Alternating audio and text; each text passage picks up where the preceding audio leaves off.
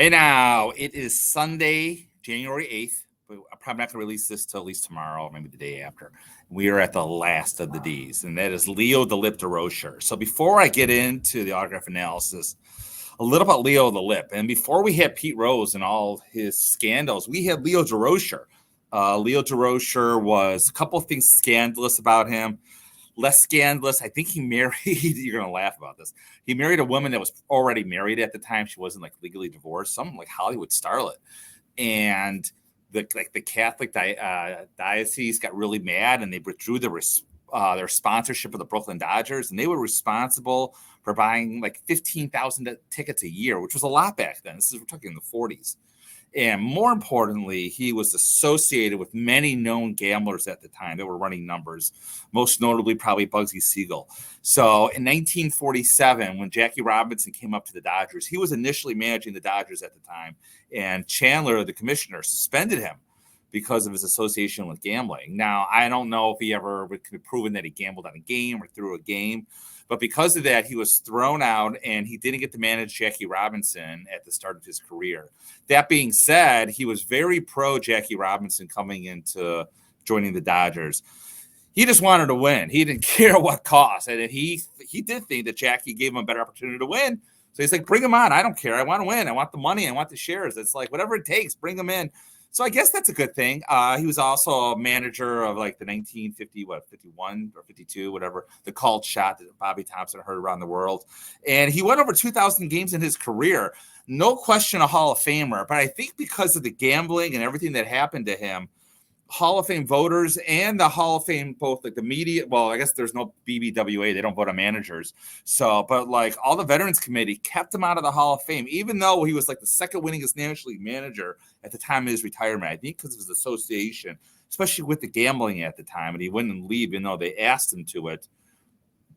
He didn't get in while he was alive. So he passed away in 1991, got in the Hall of Fame in 1993. And that's probably not coincidence. You know what I'm saying? His stats didn't change. He was long retired by then.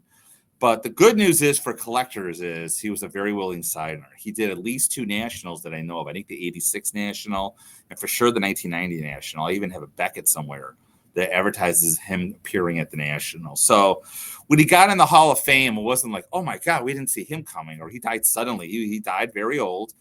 Was a very good signer. So because of that, I remember the first autograph, and I'll show you mine in a second what I have. But the first autograph I ever got of him was a Sweet Spot Baseball way back in like the early 90s, maybe 93 or 94, right after he passed away. It was a Sweet Spot Baseball. I didn't keep it because of the fact that, and I got rid of it not too long ago, but I didn't keep it because of the fact that I wasn't dated and I didn't get it in person. So it didn't fit my standards. I traded it, I'm sure, for another autograph. So let's go into the autograph analysis right now of Leo the Lip Durocher. I figured we start off here. So this is a signed letter I have of Leo Durocher, and you'll see in a second. It's very common what all his autographs look like. Arista signed in the 1950s when he was doing Games of the Week. It's on NBC National Broadcast Company letterhead, which is what I like. I mean, I love the letterhead. It's dated. Has a beautiful, beautiful signature of Leo Durocher. His signature was pretty constant. We'll look at that in a second. I like this autograph so much. It is framed. It is on my letter wall in the other room. So we turn to PSA's database. I mean, his autograph did get shaky towards the end. Like this is probably a much later in life autograph. But what you're looking for, especially later in life, you're not going to see the full L anymore. He did this like loop and a cross. And it's going to be very shaky. The D turns more into an O as he got on, and he put this loop across. I mean, the older he got, the less, let's say, straight this was. He did like to sign like on a 90-degree plane. He really did try that. So if we keep looking at his autographs, because we can't see real well. Yeah, this is a typical probably mid-70s Leo Durocher autograph. Again, you can see here it's a nice straight plane. Again, when you're looking for that D, you're looking for the D to start usually above this line right here that goes straight across.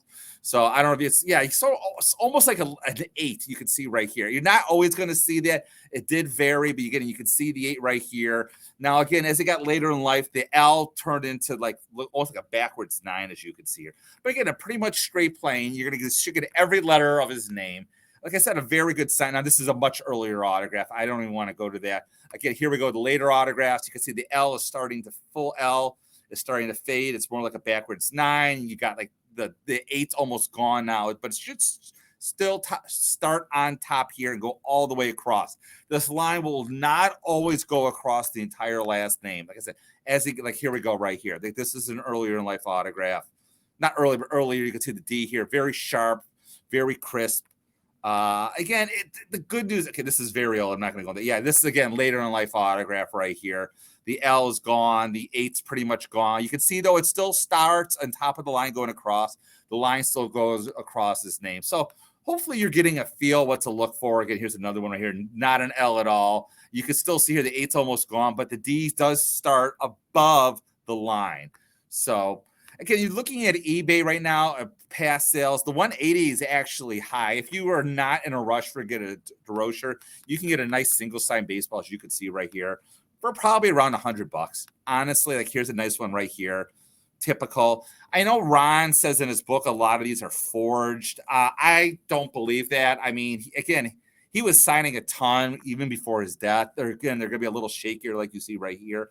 But again, I still think they're good. I mean, I don't think people are wasting their good hard-earned money on forging Leo Durocher baseballs.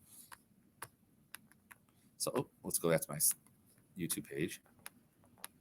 So that's it with Leo Durocher. I mean, not a very exciting autograph. It's a more interesting story of why he didn't get on the Hall of Fame while he was alive, much more than the fact that why getting his autograph.